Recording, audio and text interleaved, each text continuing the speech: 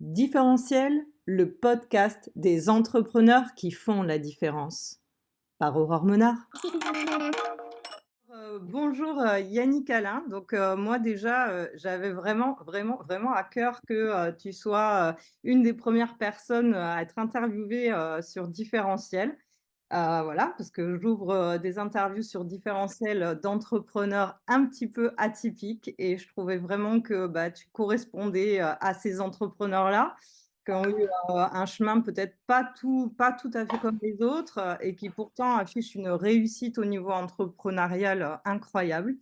Donc, merci d'être là. Merci Eh de... bien, écoute, avec grand plaisir, Aurore. C'est un plaisir d'être avec toi et d'autant qu'en plus c'est ta première émission, je crois. Donc, du coup, là, je suis doublement honoré. Excuse-moi. Et oui, écoute, en plus pour parler de neuroatypie, alors moi j'ai découvert ça il y a finalement assez peu de temps. J'avais, je pense, des doutes et ça a mis de la lumière sur beaucoup de choses, mais c'est vrai que ça m'a beaucoup aidé de comprendre finalement que je fonctionnais un petit peu différemment, même si j'ai pas forcément creusé trop le truc, hein, tel que d'autres auraient pu le faire. En tout cas, moi, ça m'a donné des réponses qui m'ont permis de mieux me comprendre. Voilà, juste ça. Qu'est-ce qui a fait, après je vais te présenter et je vais dire aussi tout ce que tu fais parce que c'est important. Mais du coup, Mm. voilà, tu m'as lancé sur le sujet et qu'est-ce qui t'a, en fait poussé à, bah, voilà, à te dire: «Ah ouais, j'ai un fonctionnement un peu différent» ou qu'est-ce qui t'a poussé à t'intéresser à ces sujets-là? Écoute, tu vas rire vraiment parce que c'est tellement le hasard. Une de mes amies, Delphine Curie, que j'embrasse, voilà. Et Delphine, elle s'intéresse à plein de choses. Et puis, voilà, elle est curieuse de tout. C'est une boule d'énergie, une boule d'amour, une boule d'enthousiasme. Voilà. Et donc, on se retrouve beaucoup là-dedans. Et un jour, elle m'appelle, elle me dit, Yaya, elle me dit, je viens de faire un test de fou, je suis allé voir une psy, c'était dingue, elle travaille sur... Et elle me dit même pas ce que c'est, quoi. Elle me dit, jure, ouais, c'était un truc de dingue, j'avais l'impression d'être bête quand elle m'a fait passer les tests. Et en fait, après, elle m'a dit des trucs incroyables et tout ça et tout. Et moi, tout ce qui est test, tout ce qui est... J'adore. Donc Mmh. je lui dis, bah, tiens, je lui dis, vas-y, c'est où? Elle me dit, mais c'est à côté de chez toi, c'est pas loin, c'est à 20-30 kilomètres, tout ça et tout. Je dis, ah, ok, tu sais quoi, viens, j'y vais. Je dis, je le fais, c'est ok. Et donc, good. Tu sais, moi, je suis là, je dis, bah, super, génial, j'y vais. Je vais chez cette dame, elle me fait passer les tests. Moi, je sais toujours pas ce que je fais, hein. Il faut que tu saches que je sais pas ce que je suis en train de faire. Je fais les tests, tout ça Ça et tout, et compte je lui dis, pas, mais, ça. je dis, c'est quoi que je viens de faire là? Elle me dit juste, non, c'est un test haut potentiel. Elle m'explique le truc. Bon, voilà, je dis, oh, ok, bon, très bien, bon, ben, why not? Et elle me dit, on se revoit dans une semaine. Donc, moi, j'allais à Paris, donc j'ai dit, bon, je revois 2 semaines plus tard. Puis 2 semaines plus tard, en fait, elle me reçoit du coup et puis elle me dit bon, elle me dit donc vous avez passé le test WISE 4 en fait donc c'est un truc, un test labellisé pour les psys, je sais pas quoi. Et en fait elle calcule le QI, mais moi je savais même pas ce que je passais en fait, hein.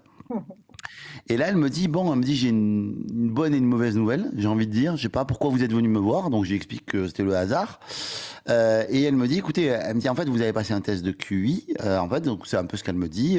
Elle m'explique la méthode et tout ça. Elle me dit, en fait, ce test de QI, ben voilà, il est pas bon pour vous. En tout cas, il n'est pas vraiment valable pour vous.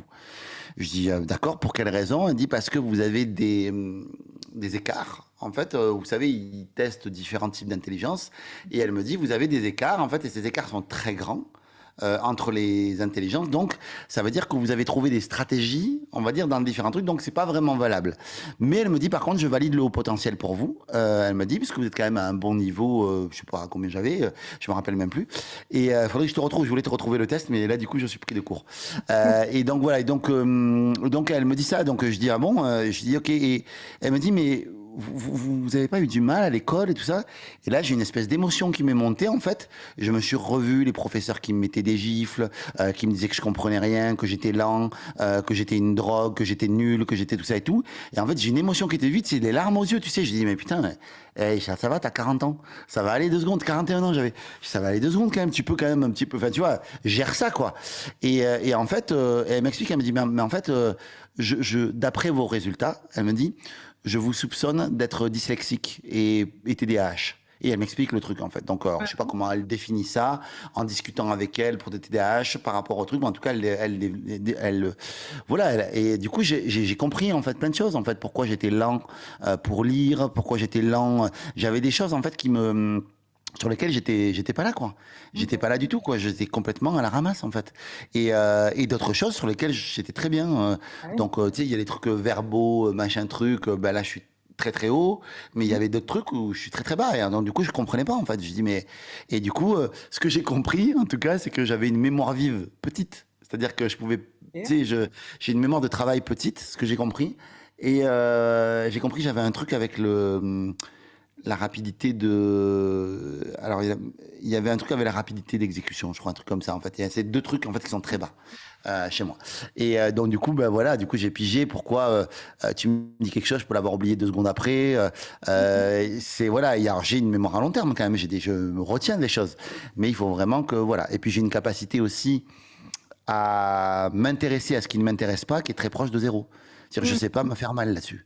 Ouais, C'est ouais. très difficile pour moi de m'intéresser à un truc sur lequel je suis nul, en fait. Tu vois, Mm. pas, enfin, de toute manière, je serais nul dans un truc, de toute manière, tu sais, qui m'intéresse pas, quoi.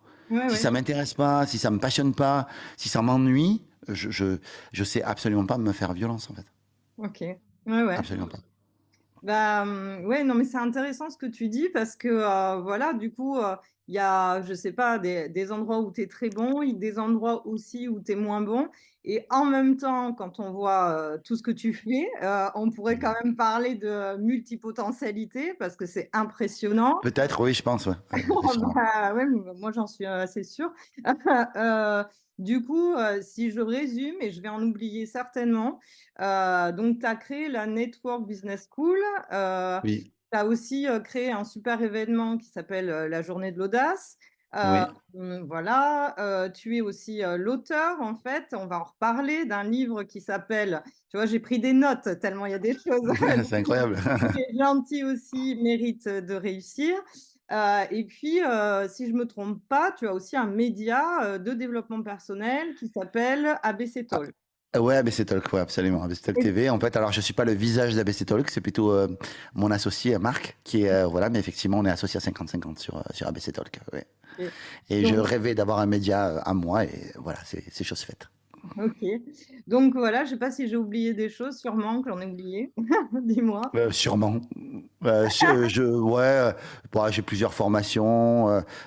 Oui, j'ai ça. Non, je pense que c'est assez exhaustif en soi. Qu'est-ce que tu pourrais avoir oublié? Non, non, franchement, ça va, c'est bien. Bon, ça C'est très va. bien. Bon, ça J'ai va. plein de formations à côté, voilà. Ah bah, oui, oui. Et en fait, ce qui est incroyable, dans tout ton parcours, c'est que du coup, voilà, quand on lit ton livre, donc Les gentils aussi méritent de réussir, on voit que, bah, tu pars pas forcément avec, tous les méga avantages de quelqu'un qui va, réussir et aujourd'hui, pourtant, c'est le cas et en plus, en fait, tu revendiques et tu incarnes parce que, voilà, moi, j'ai participé à des formations à toi et puis j'ai eu la chance de te rencontrer et je sais que c'est vrai, tu incarnes la gentillesse.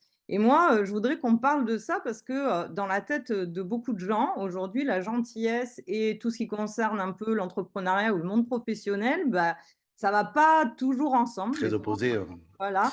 Et Oui, c'est très opposé pour beaucoup, et c'est la raison pour laquelle j'ai écrit mon livre, parce que c'était un peu cri de colère de dire non. Les gens qui sont gentils, qui ont du cœur, vous n'êtes pas obligé de renier cette part de vous, cette part d'humanité de vous pour entreprendre. En fait, cette part d'humanité, elle est au contraire une richesse en entrepreneuriat. Et je crois que si on parle d'humanité, si on parle de cœur, d'amour, puisque c'est ça en filigrane qu'il y a autour de tout ça et autour de mon discours, ouais, bah, c'est de dire oui, voilà, on est des humains, on a des élans animaux, cons, voilà, on a tout ça, et moi y compris. Mais à côté de ça, c'est quelle énergie on a envie de déployer. mmh, Tu vois, je ne connais pas un être humain sur cette terre qui n'ait pas besoin d'amour, y compris les plus cons et les plus méchants. complètement. Donc, je crois juste que bah, c'est plus facile, en tout cas, de, de, de développer en tout cas des actes et des actes d'amour, de gentillesse, et c'est meilleur pour l'humanité, je trouve. tu vois, de faire ça, que le contraire. Et après, chacun a sa raison d'être, chacun a sa vie, chacun a sa manière de faire. Mais du coup, voilà, et du coup, ça me tenait à cœur de parler de la gentillesse parce que pendant trop longtemps, j'ai eu honte d'être un gentil, en fait. Et j'avais l'impression que c'était un handicap. Quand j'étais enfant, c'était valorisé. Quand j'ai grandi, que je me suis mis dans le monde entrepreneurial, euh, j'ai eu l'impression que c'était un handicap, quoi, une tare. Et c'est pas OK, quoi. Tu vois, pour moi, en tout cas, c'était pas OK du tout, quoi. Donc, bah voilà. Donc, du coup, comme ça m'a dérangé. En fait, j'ai dit, je veux écrire là-dessus, je veux réfléchir sur ce sujet-là, et je veux me poser et savoir, est-ce que la gentillesse m'a plus aidé dans ma carrière Mhm. que qu'elle ne m'a qu'elle m'a privé de choses. Ouais. Et la réponse, c'est vite. J'ai vite compris que ma gentillesse, en réalité, qui n'est pas un état permanent chez moi. Hein. Je suis pas tout le temps que gentillesse. En fait, hein. Naturellement, je suis plutôt gentil, mais je suis quelqu'un de plutôt taquin. Je suis quelqu'un qui peut être, qui peut s'énerver. Je suis quelqu'un qui, non, non, je suis quelqu'un qui suis, j'ai du caractère. En fait, je suis quelqu'un d'affirmé. Oui, oui, complètement. Mais au fond, je crois aussi que j'ai une profonde gentillesse en moi et j'ai envie de la nourrir, cette gentillesse-là. J'ai envie d'en donner plus au monde. Qui a envie d'un monde où il n'y a plus de gentillesse? Ok, la gentillesse, ça paye pas.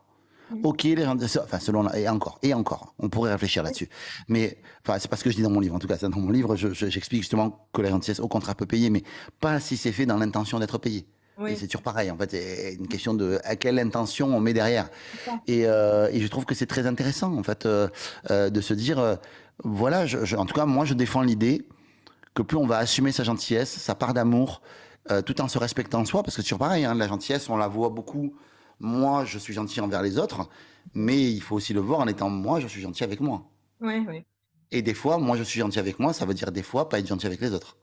Donc, Oui, tu sais, il y a une équation qui est complexe de toute manière à résoudre de toute manière. Donc c'est important d'arriver en tout cas voilà. Mais je n'ai pas envie de vivre dans un monde dans lequel il n'y a pas de gentillesse. J'aime vivre dans un monde où il y a de la sincérité, il y a de la vérité, voilà, où il y a de la vérité en fait. oui, oui. Il y a de la vérité. Euh, et je sais pas. En tout cas, je trouve que faire l'apologie et faire la voilà, ouais, une sorte d'ode à la gentillesse, bah, je trouve que c'est bien. Et ça fait pas genre être mièvre, être un béni oui-oui, être un faible d'esprit. Pour moi, c'est pas ça la gentillesse, c'est une putain de force. D'accord. Pour moi, c'est vraiment une putain de force. Et je crois que moi, ça m'a beaucoup aidé dans ma carrière. Euh, mais quand j'étais salarié, quand mes patrons, ceux qui m'ont embauché, mes managers m'ont fait confiance, eh bien, c'est aussi et beaucoup parce qu'ils ont vu le gentil en moi, ils ont vu qu'ils pouvaient me faire confiance. La gentillesse, c'est un fabuleux ouvre-cœur. Ouais. C'est un ouvre-cœur parce que il permet à l'autre humain d'obtenir ce qu'il y a de plus précieux, je crois. Euh, enfin, ça permet d'obtenir ce que les humains ont de plus précieux à donner. Mhm. Et ce qu'ils ont de plus précieux à donner, c'est de la confiance. Mhm. Et je crois que la gentillesse, quand on ouvre le cœur et qu'on accède à cette confiance, eh bien, je crois qu'il faut savoir en prendre soin de cette confiance-là. Et quand on est un vrai gentil, on prend soin de cette confiance. Et je pense qu'on élève l'humanité. Quand on est un faux gentil, on fait beaucoup de mal parce que on prend cette confiance-là et on fait mal au cœur des gens. Et du coup, les gens font plus confiance après. Je Ouais. pense pas qu'il y ait de cons qui existent. Je pense qu'il y a des gentils qui se sont résignés. Ça, oui. Mais je crois pas qu'il y ait de méchants ou de voilà, je ne crois pas en ça. Je crois qu'il y a une part de bon en chaque être humain. Et on est fait de multifacettes aussi. Moi, Oui. j'ai un gentil en moi, et puis j'ai un con, et puis j'ai un j'ai quelqu'un de très honnête et très sincère, et à côté il y a un arnaqueur aussi qui est en moi. Voilà, c'est juste qui j'ai envie de faire le plus exister. Mhm. Si je parle ma manière de m'estimer, Ouais. euh, que je peux avoir de m'estimer moi-même. Mhm. Je crois que elle est reliée aux humains, à quel humain j'ai envie d'être. Ouais. Je comprends.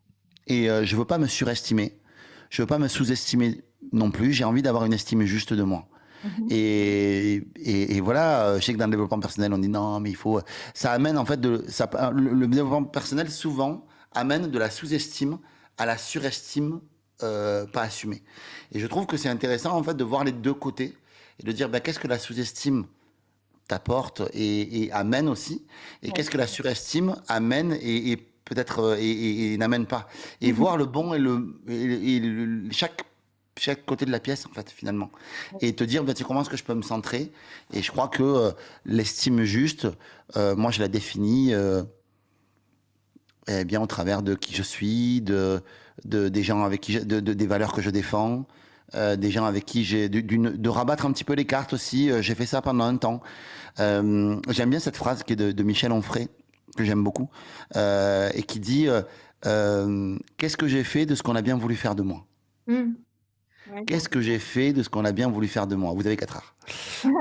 Et oui, parce qu'on est, on a un héritage. On est hérité, en fait, de nos parents, et des fois durement, des fois difficilement. C'est pas mon cas. Moi, mes parents, ils sont géniaux. J'ai souffert de certaines choses, mais pas, enfin, voilà, pas du manque d'amour, en tout cas, par rapport à ça.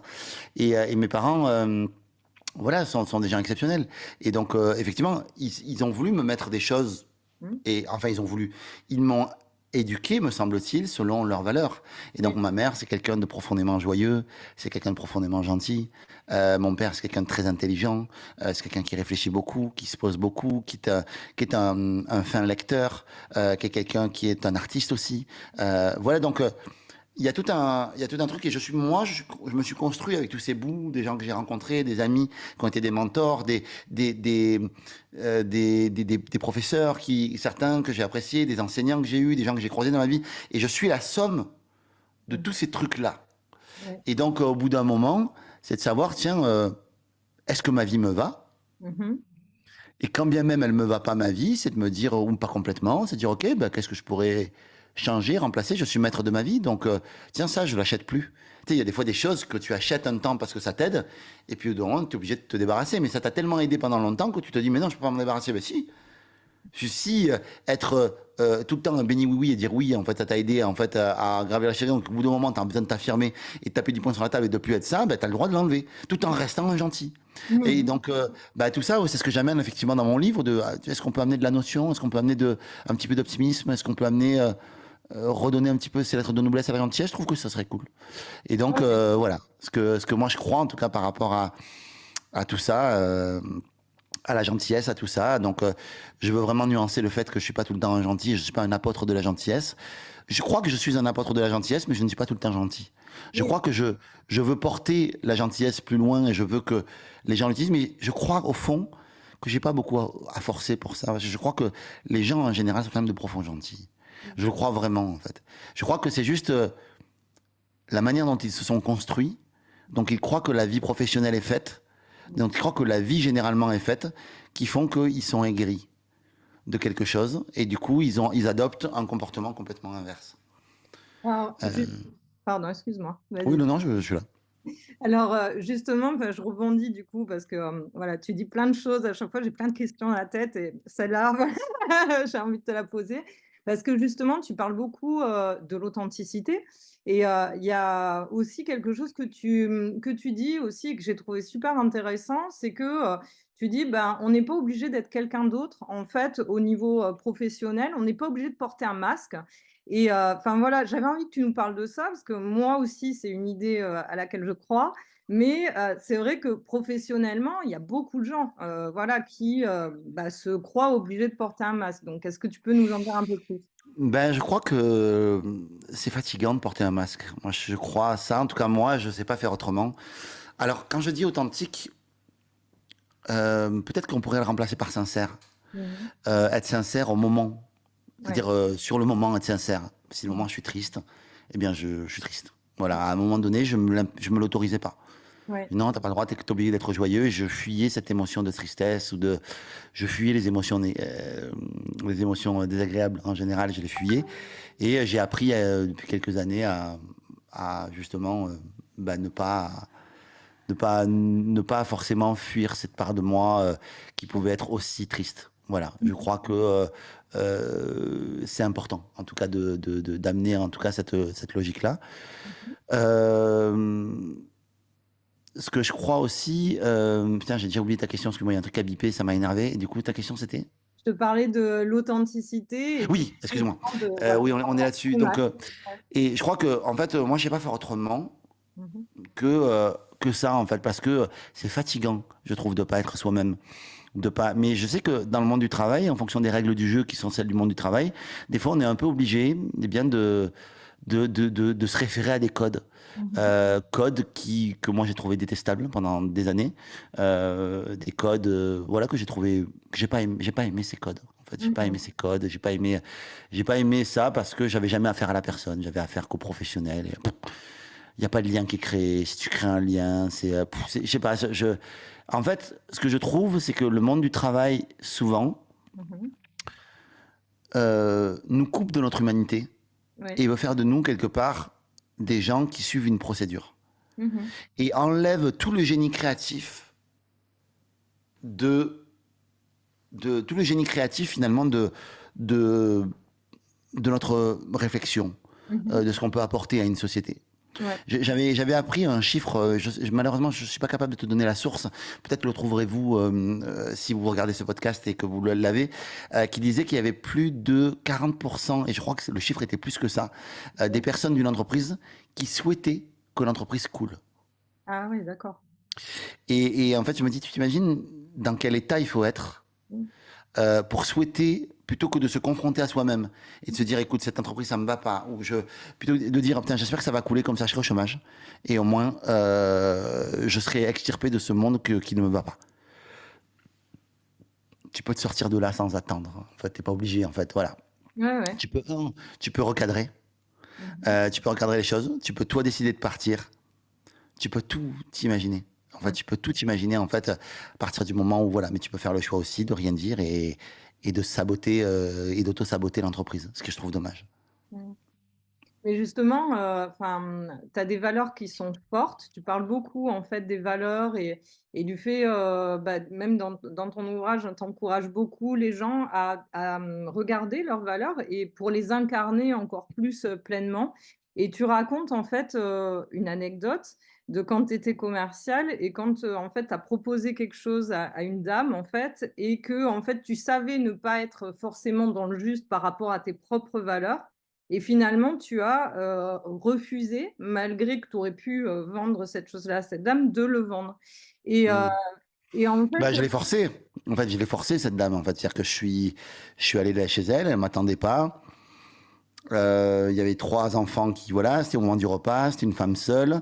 Elle avait besoin probablement de parler, donc du coup, elle a dit, bah tiens, viens, c'est un petit jeune, il est gentil. Je lui ouvre la porte. Et moi, j'ai sorti ma déballe de vente. mmh Et je sais pas, je devais avoir 23 ans, 22 ans, un truc comme ça. J'ai sorti ma déballe de vente. Et quand ma déballe de vente, elle a été faite, en fait, elle a dit oui, mh, mais elle a été piégée, cette dame. Parce mmh, que j'ai appelé mon patron, j'ai machin, donc elle était sous pression. Et en fait, j'ai vendu sous pression. mmh Et en fait, sous pression psychologique, en fait, c'était ça. Et en fait, quand j'ai regardé, en tout cas, quand j'ai regardé ce qu'elle faisait, quand enfin, j'ai vu comment ça s'était débrouillé, mon patron qui me félicite et tout ça, je me suis dit, je suis pas aligné avec moi-même, en fait, avec ça. Tu t'es Et du rassurée. coup, j'ai voulu non pas annuler la vente. Au début, en fait, c'est pas tant que ça. En fait, c'est pas. J'ai ramené le contrat à la dame, Ouais. même pas pour annuler la vente, hein. Je me suis pas dit, j'annule la vente. Je lui ai juste dit, prenez le temps de réfléchir. Mmh. Voici le contrat, prenez le temps de réfléchir. Ouais, J'ai ouais. juste pris ça. Et évidemment, après, elle a dit non, et ça s'est pas fait. Et c'est Oui, OK. mais en même temps, tu savais qu'en faisant ça, il y avait des risques quand même qu'elle dise non, parce que tu l'as avertie, quoi. Oui, effectivement, j'avais averti. Ouais, ouais, j'avais averti, mais bon, voilà, je me sentais quand même mal d'avoir voilà, d'avoir joué le jeu d'une entreprise commerciale qui n'était pas là pour aider ses clients, mais qui était là avant tout pour vendre. Ouais, ouais. Mmh. C'est Mais tout. Et il n'y a rien de mal à vendre. Moi, c'est OK pour moi. Mais bah, c'est il n'y a rien sûr. de mal à vendre. Il y a rien de mal à se servir sur les choses. Je crois juste que ça doit être au minimum à la hauteur Mmh. du service que l'on propose. Ce que l'on, voilà, et moi, je trouvais que c'était pas là, quoi. C'était pas, il Mmh. y avait quelque chose qui était pas, il y avait il y avait un manque d'âme, en tout cas, dans ça. OK. Et Et donc, ça t'est Et est-ce que cette expérience, entre autres, parce que j'en cite une, il y en a eu beaucoup et que tu racontes oui, j'en ai beaucoup, ouais, ouais, dans ton livre, absolument. ouais. Est-ce que, ce type d'expérience, ça t'a permis de renforcer cette, notion de valeur qui est présente chez toi et à t'y tenir et à encore plus, être dans ces valeurs, peut-être d'équité, que tu as aujourd'hui? Ben, oui, oui, par rapport à moi, c'est sûr. Et après, j'ai aussi, j'ai un peu la logique un peu du héros, tu sais. Donc, je crois qu'aussi, il y a des moments donnés aussi, il faut laisser aussi la responsabilité aux gens de leur propre choix. Mmh. Et donc, c'est difficile en fait de naviguer entre le choix que j'ai fait à 22 piges de ramener ce contrat. J'ai fait un choix pour la dame. S'il faut, j'aurais ramené le contrat à mon patron. Et puis je lui aurais dit, bah écoute, c'est comme ça. Voilà, c'est la vie. Tu sais, c'est bien. Voilà. Elle aurait peut-être tiré le son de ça et peut-être qu'elle s'est fait avoir par quelqu'un d'autre après. Mmh. J'en sais rien. Je ne sais pas. Je n'ai pas gardé de lien avec cette dame et je sais pas. En fait, je sais plus ça. Mais ce que je sais, c'est que il y a quelque chose ouais, qui était assez surprenant. En tout cas, tu vois, qui m'a, voilà, enfin, je crois qu'il y a un équilibre à trouver entre qu'est-ce qui est juste pour toi, qu'est-ce qui est juste pour l'autre, c'est tout un, c'est pas une ligne franche et voilà, elle dépend de chacun, elle dépend de tes valeurs, elle dépend de la personne, elle dépend de tout ça. Mais Mmh. ce que je sais, c'est que, enfin, ce que je crois plutôt, c'est que on fait partie d'un plan Ouais. et que qu'importe la décision que l'on prend, elle va dans le sens du plan. Mmh. Donc voilà, qu'est-ce qu'elle nous apprend cette décision? On est, on est la somme de nos décisions. Mmh mh. Donc toutes les décisions que j'ai prises m'ont amené là où je suis, là aujourd'hui, au moment où je te parle. Ouais, Toutes ouais. les décisions que j'ai prises. La OK. décision de manger un couscous ce midi, la décision de... Toutes ces décisions-là, ben, ben, nos décisions conditionnent notre présent et là où on est. Mmh mh. Donc ben, voilà. Essayons de voir qu'est-ce qu'on peut faire avec ces décisions-là pour rendre le monde cool, quoi, si on peut. OK. Ce serait bien, plus cool, ouais. Voilà, après, cool pour qui, cool pour quoi, je veux dire, le monde, il est cool pour Ah celui bah, aussi ouais, après qui on peut escroque des petites vieilles et qui roule en Ferrari, hein, j'en sais rien, ou en belle voiture, hein. Peut-être que le monde est cool pour lui, hein, j'en sais rien. Après, voilà, je veux pas de mettre de méchant ou de gentil dans l'histoire, tu sais, j'ai pas envie d'être là-dedans. ouais, ouais. J'ai pas envie d'être là parce que je crois que tout humain a sa raison d'être et a raison d'être. Mmh mh. Mais voilà, en tout cas, c'est quelque chose qui me, voilà, je veux pas être donneur de leçons, quoi. Je veux pas être celui qui dit, ah, il faut être gentil, soyons gentils et tout ça. Non, je crois qu'il faut que ce soit juste pour tout le monde. Je défends juste l'idée que rester gentil Mmh mh. et je trouve que ça fait du bien Mmh. et que ça me manque un peu, je Ouais, trouve. je comprends. Voilà, c'est Mais tout. cette ligne du coup, enfin cette gentillesse-là que, voilà quand même, bah, on a compris, hein, tu es pas qu'un gentil et on a entendu, tu es un être humain aussi quoi, tu t'énerves des fois et tout, mais je veux dire, des fois ça a dû être quand même compliqué de je pense, de tenir cette ligne, dans ton parcours professionnel. Qu'est-ce qui a fait que, alors après en grande majorité, hein, parce que bien sûr que tu t'énerves, bien sûr tout ça, mais qu'en grande majorité, tu t'es toujours raccroché à ça? Parce que enfin, je veux dire, il y a des gens, et ce qui est bon, on peut le comprendre, hein, qui vivent des choses des fois un petit peu compliquées dans le business et qui, bah, justement, bah, ne sont plus gentils ensuite. Donc, qu'est-ce qui fait que tu nourris ça toujours aujourd'hui? Une intention, parce que je pense que c'est bien de faire ça. Mmh mh. Je crois que c'est bien de faire ça et je crois qu'au fond de moi, c'est assez naturel pour moi aussi. Ouais. Et donc, comme c'est assez naturel pour moi aussi et que j'aime voir les gens heureux, Mmh. j'aime voir les gens s'entraider, j'aime voir les gens avec deux faire trois, quatre, cinq. J'aime la contribution, j'aime la collaboration, j'aime la coopération. J'aime ça. En fait, Ouais. j'aime ça. Mmh mh. OK. Et justement, est-ce que tu dirais que, parce que, tu parles d'intelligence multiple, on en a un peu parlé au début, mais tu en parles aussi dans ton ouvrage et on voit que, bah, comment dire? À ce que je comprends de ce que j'ai lu et de ce que voilà, je vois de toi, et ben, on a l'impression qu'on peut réussir en étant, différent, qu'il y a pas une seule méthode. Qu'est-ce que tu penses de ça? Je crois que on a chacun son mode d'emploi et que notre job, c'est de découvrir son mode d'emploi. Notre mode d'emploi cognitif, mode d'emploi émotionnel, mode d'emploi d'apprentissage, mode d'emploi de tout. On part tous avec un capital, un mode d'emploi. Et la difficulté de la vie, probablement, c'est d'arriver à trouver comment on fonctionne. Ça passe par la connaissance de soi, qui pour moi est une des clés et des quêtes de vie d'apprendre à toujours mieux se connaître. Parce que mieux on va se connaître, Mhm. et plus on sera armé pour le reste, plus on sera... En fait, plus on sera au clair avec nous, en fait, finalement. Et je crois que la connaissance de soi, c'est, je crois, comment s'appelle-t-il? Non, pas Lao Tse, Confucius, qui disait, en fait, le but de la vie, c'est le sens. Je crois qu'il parle du sens ou du but, en fait, mais je crois qu'il dit, à un moment donné, le but de la vie, c'est de découvrir pourquoi on est doué et on est fait, et le sens, c'est d'en faire profiter les autres. Et je crois profondément à cet adage. Alors, vous le remettrez à l'endroit, hein, pour les gens qui l'auront entendu, mais je crois profondément à cet adage. Je crois qu'on est tous en quête de soi. Moi, je suis encore en quête de moi, mais je me rends compte que plus j'apprends à me connaître, plus j'apprends à m'aimer, déjà, ce qui est un vrai petit défi. Et, euh, et j'apprends aussi à me connaître et à m'aimer et à accepter qui je suis au travers aussi de mes zones d'ombre, Mhm. de mes zones de d'aspérité, mes zones dont je suis pas fier, mes zones dont je suis pas, j'ai un peu honte, tu vois, des zones que je veux cacher. Et je trouve que d'apprendre à aimer, y compris ces zones-là, la zone du narcissique, la zone du parce que moi j'ai un côté fort narcissique, mon côté qui a besoin absolument d'être aimé, mon côté voilà, il y a ces trucs là en fait, tu vois. J'aime bien les mettre sur le tapis et dire c'est là.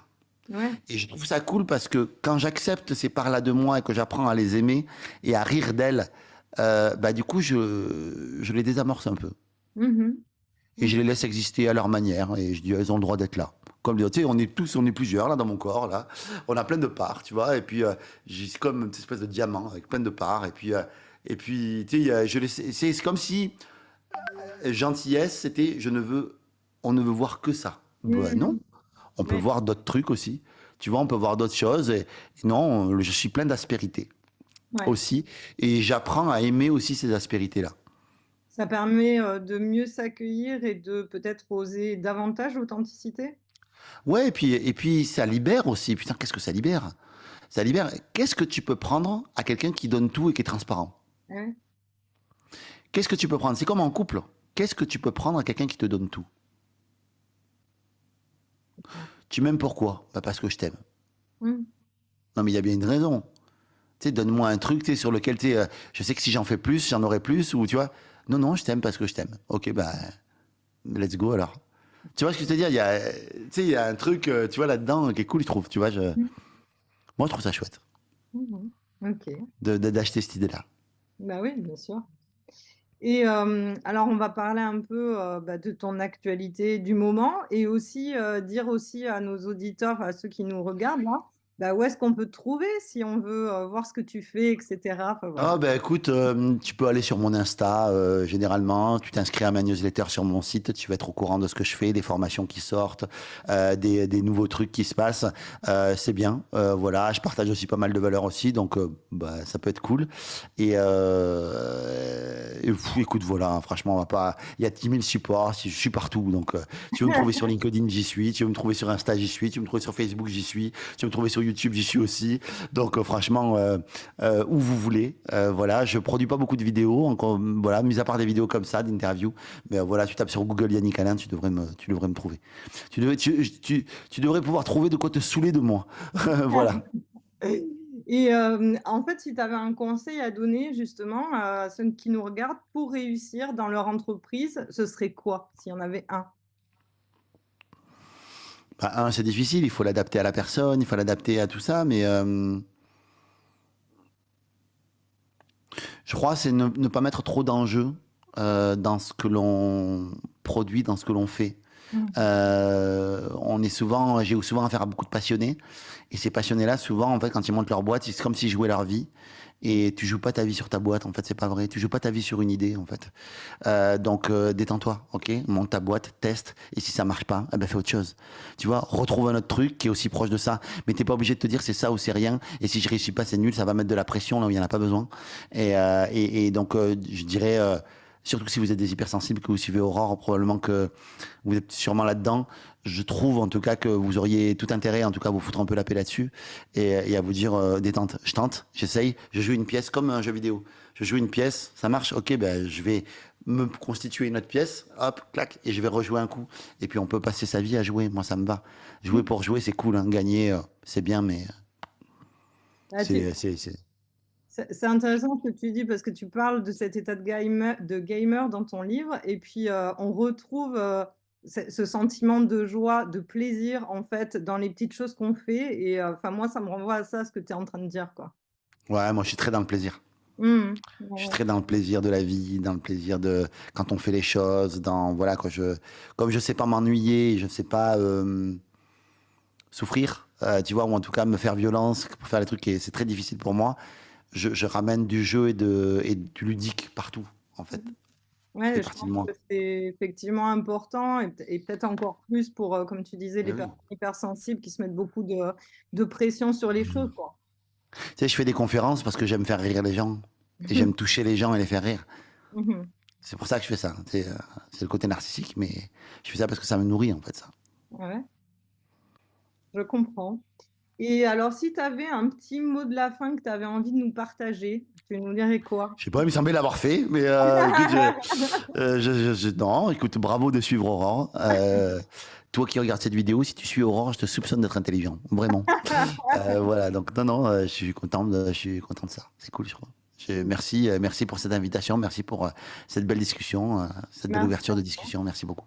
merci à toi pour ce bon moment et voilà, pour tout ce que tu as apporté aujourd'hui. Et puis, bah, écoute, je te souhaite une belle continuation dans tous tes projets, tes nouveaux projets.